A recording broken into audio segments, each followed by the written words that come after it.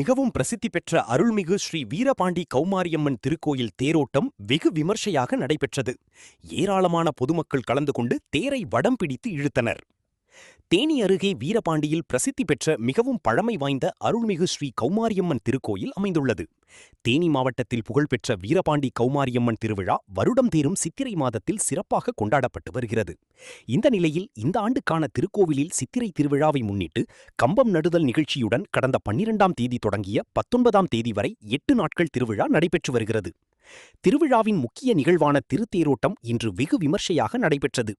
வண்ணப்பட்டுடுத்தி மலர் மாலைகளால் அலங்கரிக்கப்பட்ட உற்சவர் அம்மன் திருத்தேரில் அமர்ந்து காட்சி தர கௌமாரியம்மன் சிறப்பு பூஜைகள் நடைபெற்றன.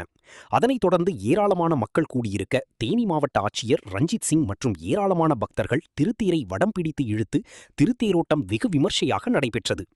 இந்த தேரோட்டத்தில் தேனி மாவட்டத்தை சேர்ந்த ஏராளமான பொதுமக்கள் கலந்து கொண்டு அம்மனை தரிசித்தனர்.